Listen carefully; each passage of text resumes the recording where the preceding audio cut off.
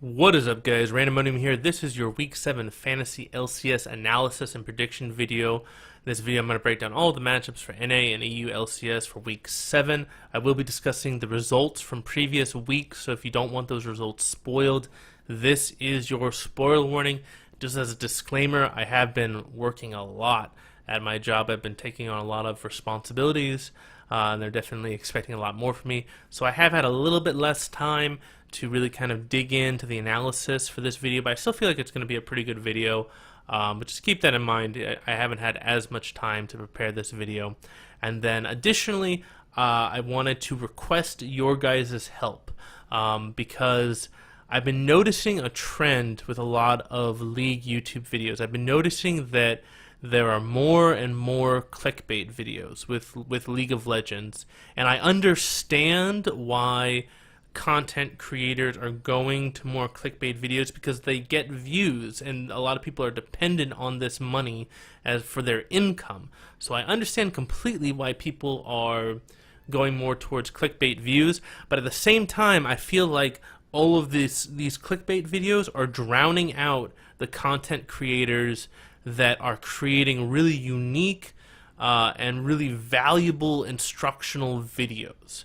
So what I'm asking your guys' help with is if you have a YouTuber that you love for instructional videos that has really helped you improve as a player, or if there's just a particular video of a certain YouTuber that you love that really helped you improve, please link those videos or please link that person's channel in the comments below, because I would like to start doing a monthly top 10 where I kind of promote other people who are putting out instructional content. Because even though I'm a really small YouTube channel, I want to try and give those content creators who are coming up with really great original content that's actually very useful and really contributes to the community, I want to give them the credit that they deserve.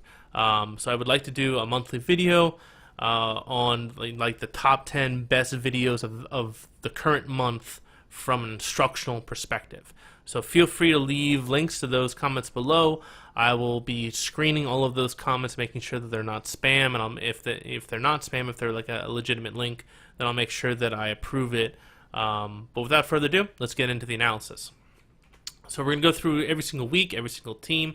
So TSM week 1, 1-1, they were kind of middle of the tier. Week 2, they went 1-1, but they were much better. So we see that they jumped up to S tier and A tier. Week 3, they went 2-0 and they were S tier, A tier. Week 4, they went 2-0 and they were S tier, A tier. Week 5, they went 1-1 and only Bjergsen was S tier. And then week 6, they went 2-0 and they were S tier, A tier. So Bjergsen is the most consistent player on TSM. But in general, if TSM goes 2-0, they're going to be S tier, A tier. Cloud9 has been kind of hit or miss a little bit. So if we go back to week 1, they went 0-2, but they still were able to put up decent fantasy points. Then week 2, they went 2-0, and they actually would be able to S tier. Top lane was D tier because they split time between Ray and Impact. You'll see that a lot, so I'd be hesitant to play Ray or Impact, just because we don't know who's going to start. Week 3, they went 1-1, and they were S tier, A tier. Week 4, they went 2-0, but the only person who actually did well was Jensen. Week 5, they went 1-1, and they were kind of B tier across the board.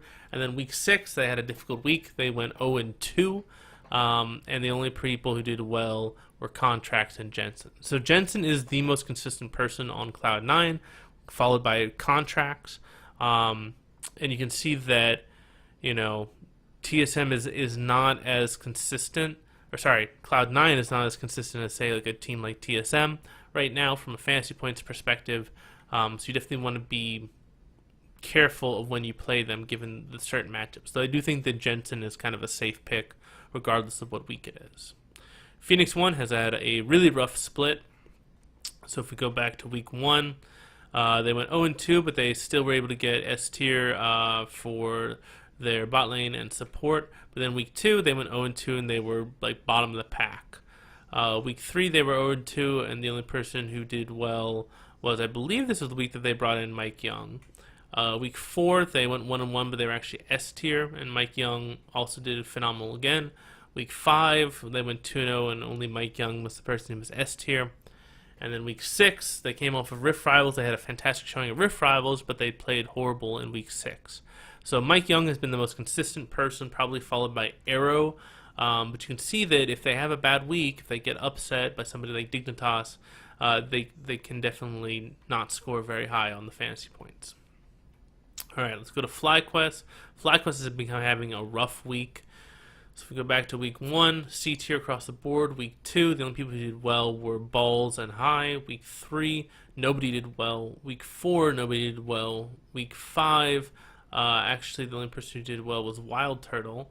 And then week 6, the people who did the best were High, Balls, and Elimination. So really, I would say that High and Balls are probably your best bet if you've got FlyQuest players, but in general, they're not going to be top tier, so just keep that in mind. CLG is one of the best teams in NA right now, in my opinion. If we go back to week 1, you can see that Darshan was S tier, rest of the team was A tier. Week 2, Darshan was S tier. Week 3, Darshan was S tier along with Stixay. Week 4, they played horrible. Week 5, Darshan and Stixay were S tier. And then week 6, they struggled, even though they went 2-0, which is kind of weird. So you can definitely see that Darshan and Stixay are the people that you want to play. If you have those players on your team, they're definitely performing the best out of anyone on CLG. But the rest of CLG is not necessarily underperforming. Dignitas is another weird team. So they started off really, really hot at the beginning of the split. So if we go back to week 1, 2-0, 1-1, 2-0. So they're 5-1 after week 3. But you can see that they're not putting up a lot of fantasy points. Week 4, 0-2, C tier, D tier. Week 5, 0-2, C tier, D tier with a little bit of other things split in. Then week 6, they're starting to get their mojo back.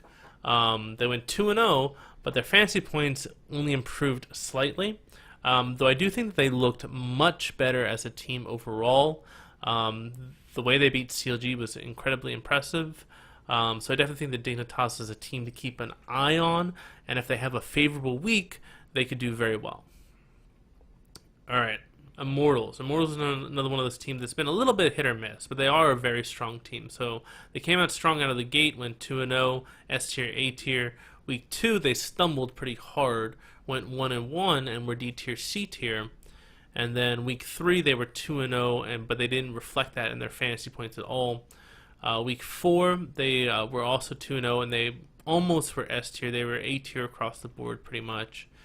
And then week 5, they stumbled again, went 0-2, and they were able to get some fantasy points, but not as much as you would like.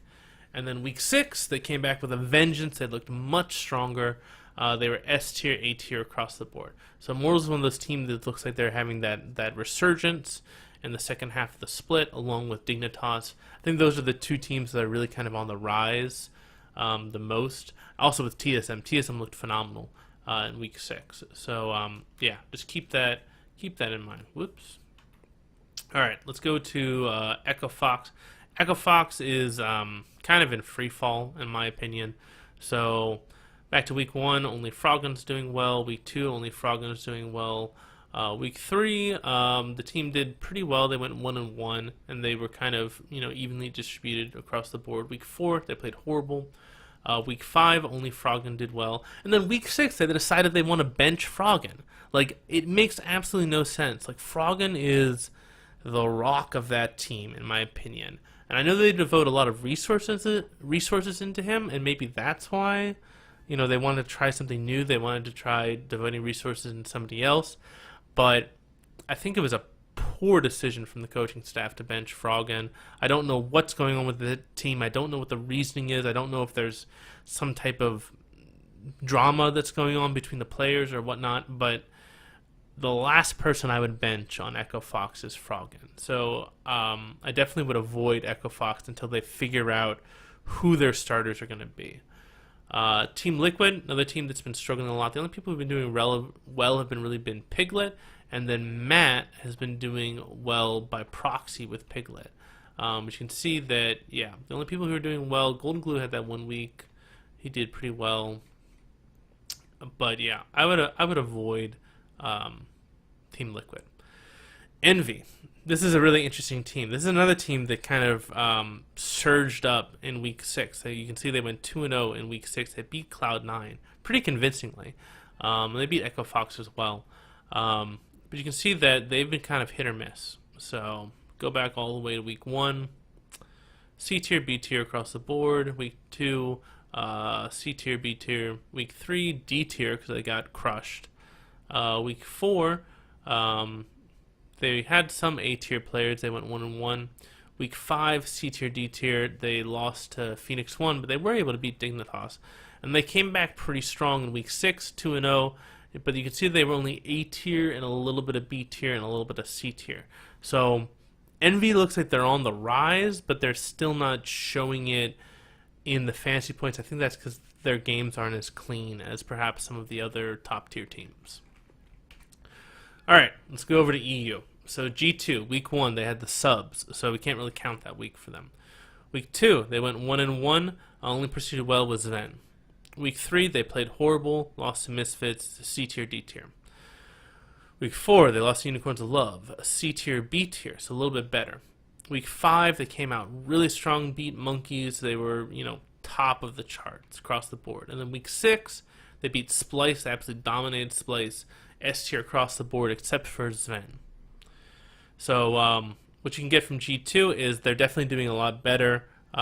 Week 5 and week 6 they did well, and they definitely feel very confident. And G2 as a team is usually one that performs a lot better in the second half of the split.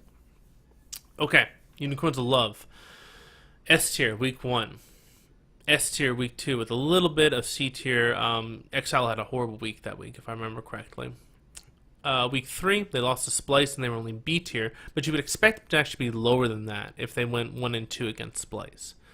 Week 4, they beat G2, but they actually got less fantasy points than G2. This is kind of a weird one that you see sometimes with the G2, is the G2 does not give up a lot of points, a lot of fantasy points. Week 5, they beat Ninjas, and they were A tier mainly across the board.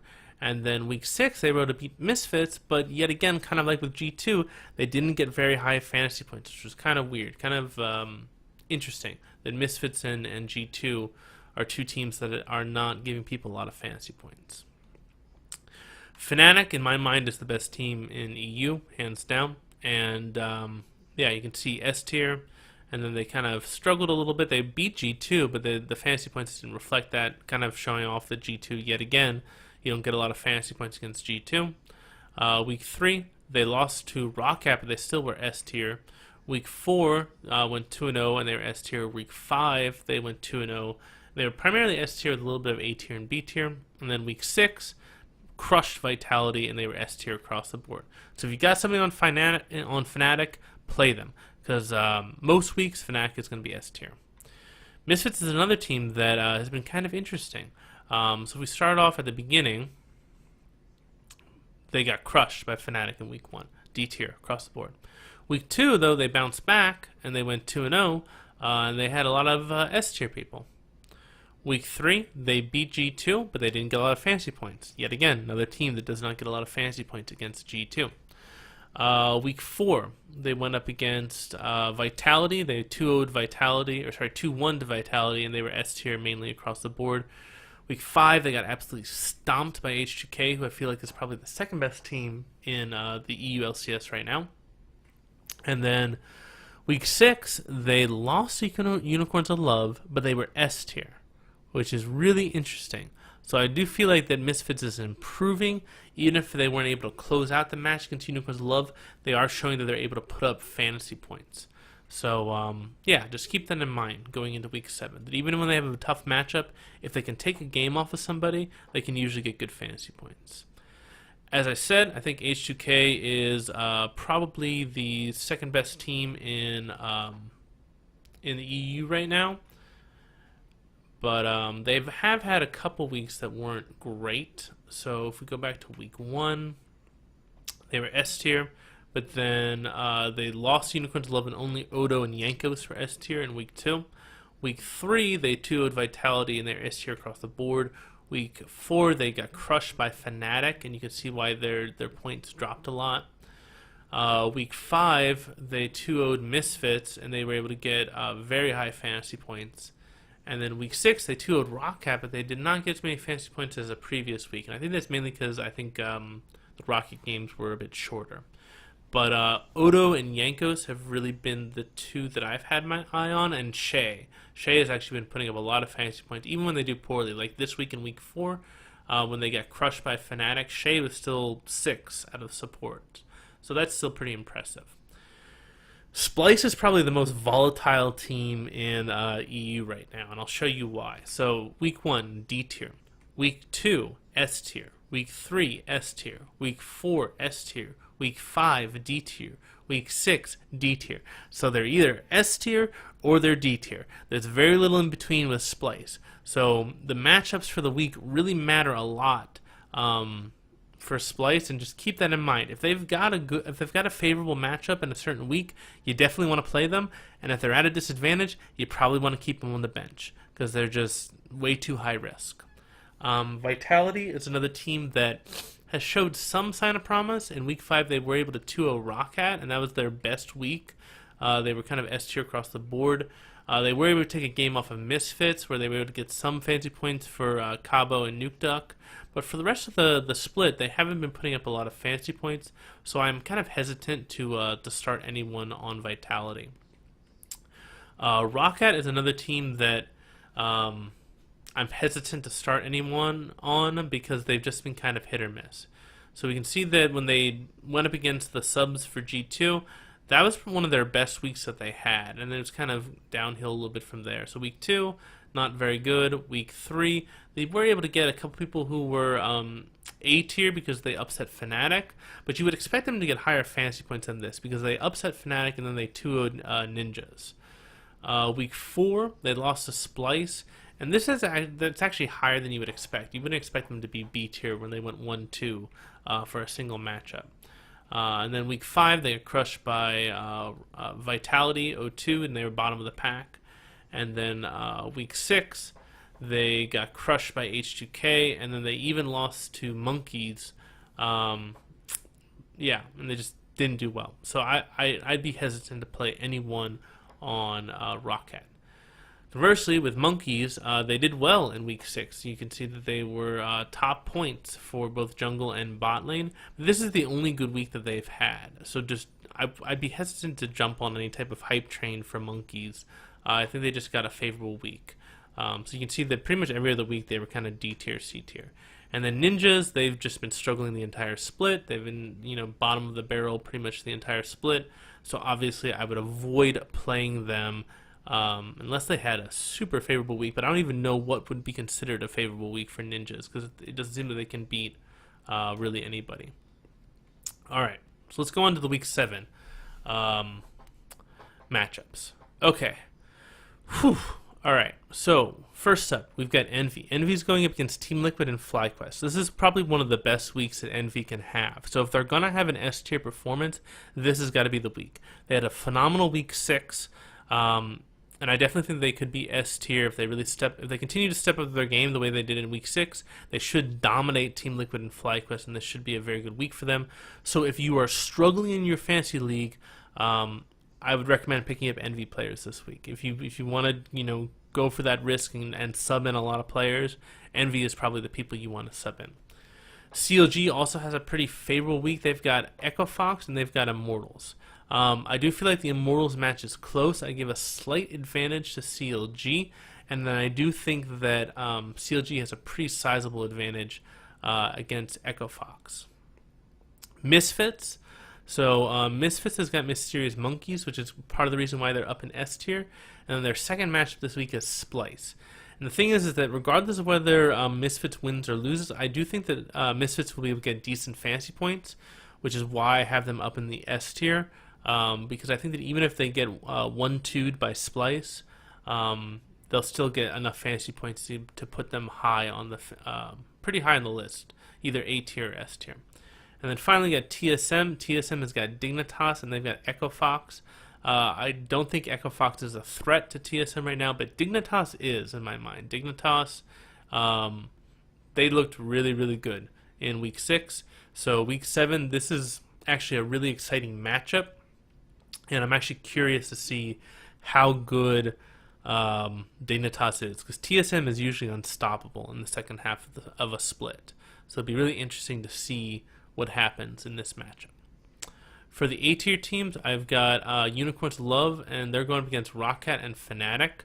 So the reason why I have Unicorns Love A tier instead of like B tier or C tier, because they are going up against Fnatic, is because they have that safe matchup in Rockcat. I do think they're going to be able to get a lot of fantasy points in the Rockcat matchup, so that kind of moves them more into the A tier. I do think an upset is possible, but I give the advantage to Fnatic. I think that Fnatic is the best team in Europe right now. Even though UOL did really well in Rift Rivals, I would expect that Fnatic has a better chance at beating them. G2 has got H2K and Vitality, and I do think that H2K right now is the better team. That said, G2 had a phenomenal week 6. This is really going to be a test for them. If they can beat if they can beat H2K, then that will show the fans that G2 is back. So this is a really crucial matchup to see if G2 has recovered and if they fix their issues and if they're back to their old selves again. If H2K is able to beat G2, then that does not bode well for G2 moving into the playoffs. Immortals has FlyQuest, and they've got CLG. So obviously, I think Immortals is going to crush FlyQuest, but CLG is a tough matchup. I think that it's going to be a very close one. I do give a slight advantage to CLG, which is why I've got CLG as S tier and Immortals as A tier. But that said, I do think upsets are definitely possible for Immortals. But yeah, I'd say it's probably like 60-40. 60% chance CLG is going to win, 40% chance that Immortals is going to win. Splice is another interesting one. They got Ninjas in Pajamas and Misfits that they're going up against. So if Splice only had Ninjas in Pajamas, I'd definitely put them in S tier. But because they've got that Misfits matchup, that definitely adds some additional risk to them, which is why I've only got a Splice in A tier. That said, if Misfits can upset, if Splice can upset Misfits, then they will be S tier. But if they lose to Misfits, if they get 1-2'd by Misfits, I think they'll probably be A tier. And if they get 0-2'd by Misfits, that might even drop them down to C tier. So I do think that Splice is not as high risk as they were necessarily like last week, but they are still, moderately high risk in week 7. My B tier teams, I've got Fnatic, H2K, Cloud9, and Dignitas. So Fnatic is B tier because they've only got one matchup this week, and that's against Unicorns Love. I do think the Fnatic is going to win, but it's a question of how much they're going to win by. If Unicorns Love takes a game off of Fnatic, then that could really hurt Fnatic's fantasy points, because obviously only the first 2 games are counted. H2K is kind of in a similar situation. They're going up against G2. I do think the H2K has the ability to beat G2, but it's very high risk. So just keep that in mind. Cloud9 is another team that has got very interesting matchups, very volatile matchups this week. They've got Phoenix 1 and they've got Dignitas. And both Cloud9 and Phoenix 1 haven't been looking that great. Dignitas has been looking really good coming out of Rift Rivals. So that puts a lot of increased risk associated with Cloud9. So just keep that in mind. And then the final team, Dignitas. The Dignitas looked really, really good in week 6. I don't want to try and oversell them, though. They're going against TSM and Cloud9 this week, which is probably one of the worst weeks you could have. If Dignitas has a really amazing week this week, then they're for real. So I think this is going to really show whether Dignitas is a contender or a pretender for the playoffs. So keep a very close eye on Dignitas in week 7. C-tier teams, I've got Phoenix 1 and FlyQuest. So Phoenix 1 has got Cloud9, which I definitely give them a disadvantage in, and then they've got Team Liquid, which I give them an advantage in, which is why I kind of have them hovering around that C tier. If they're able to upset Cloud9, then they will move up. And then FlyQuest. So FlyQuest actually has a pretty rough week. They've got Immortals and Envy, but FlyQuest has been able to put up around C tier points even when they have difficult weeks, which is why I'm putting them in the C tier. I don't think that they're going to win either of their matches, but as long as they can keep it competitive, they should be able to get those C tier level points.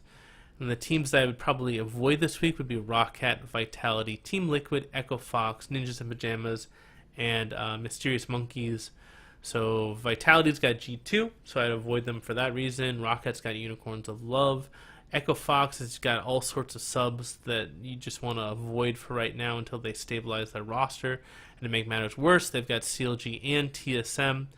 Team Liquid has got Envy and Phoenix 1, so that definitely is not going to be fun for them.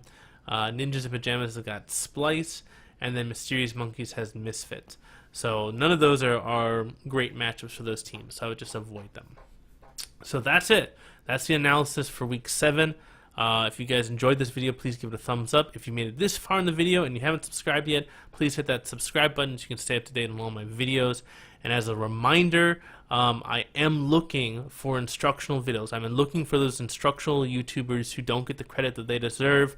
I don't care if they've got 10 subscribers or 1 million subscribers. I want to know what are the best instructional YouTubers out there right now. I mean, obviously, I watch a lot of the great players like Nice and LS and Solar Renekton Only, and Nidhogg is really good, does a lot of instructional content. There's a lot of great YouTubers out there that do a lot of great instructional content, but leave those links to either the channel or a particular video in the comments below, and that will really help me out in making a high quality end of month video kind of highlighting the best instructional videos for the month of July. So I hope you all guys all have a fantastic day. This is Randomonium signing off.